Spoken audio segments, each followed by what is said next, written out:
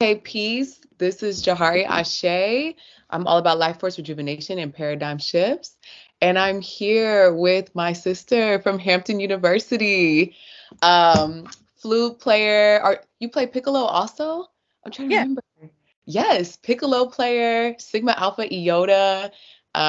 So we were in marching band together, and we were also frat sisters.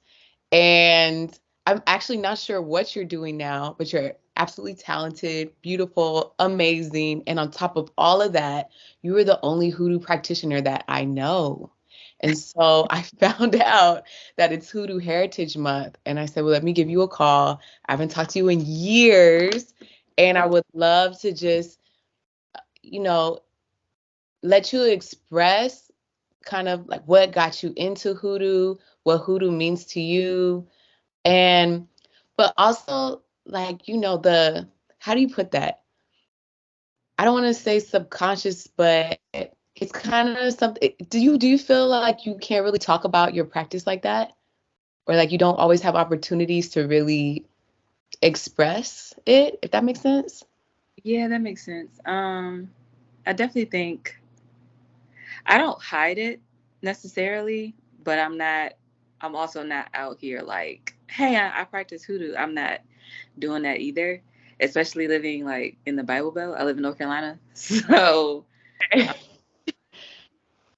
I definitely don't like, I guess, not proudly, I shouldn't say that.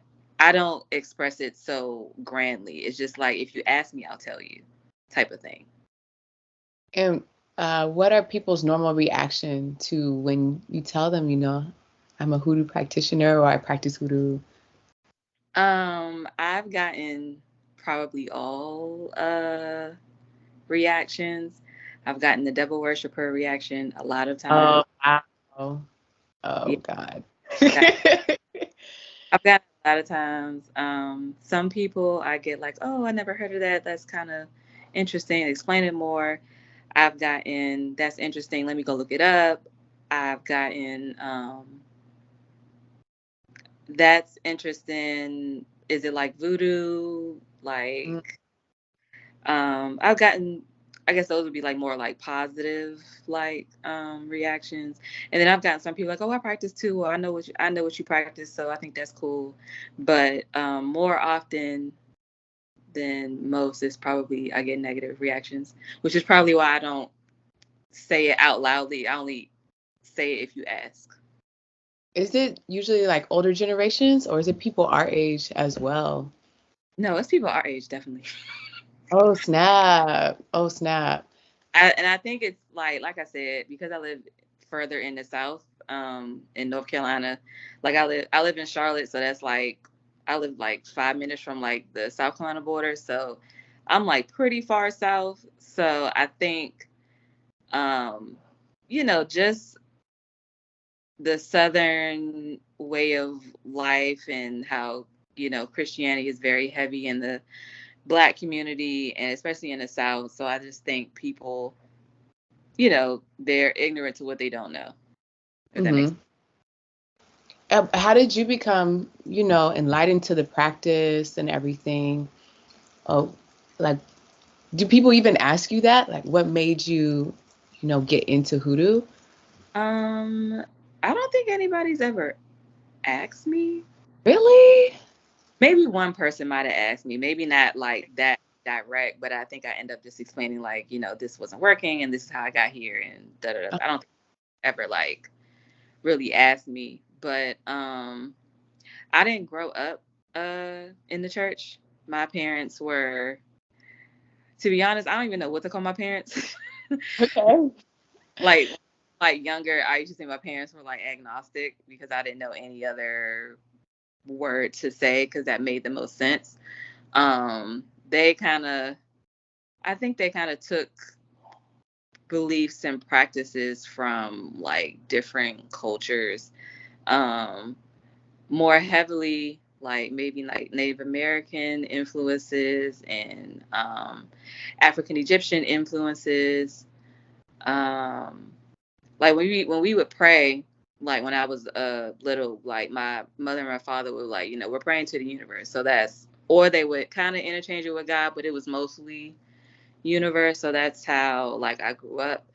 Um, what's crazy is both of my parents did grow up in the church, and Okay. my dad was a deacon at some point. A At his deacon. Yeah. What state was this? Was this North Carolina as well?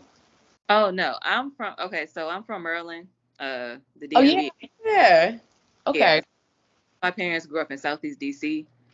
Okay. Um, so my dad was a deacon back in DC, like somewhere in like maybe like the 70s, early 80s, Oh, some. But yeah, both of my parents grew up in the church, but then somehow they both got out of it, and they both end up going on this trip to Egypt. I think like a year apart, okay. or they met, which was kind of crazy. It was the same trip by the same group of people, but they just went like a year apart. So I guess they both kind of got like enlightened, like they wanted to know more than other than like Christianity. And then I think after they came back from the trip from Egypt, that's when they kind of, I guess, got out of the church and started believing like what they believed and what they thought. And then I think like maybe a year after that, that's when both of my parents met. So that's how they raised me. Um, they always they never told me to not say that I wasn't, Christian, but they were just like, look, they were really honest with me. So they were like, you can say it, but you might get judged by it. And this is like the 90s, early 2000s, Wow. so it was a different time. And Definitely. so they was just like, yeah, like, if you say it, you might get a little looks, you might get a dirty look, you might, be considered a black sheep. So if you don't want to say, you just want to, go around just people having people assume that you are, that's fine. We understand it, but it's your choice. Um, so I think I was just like saying I was agnostic up until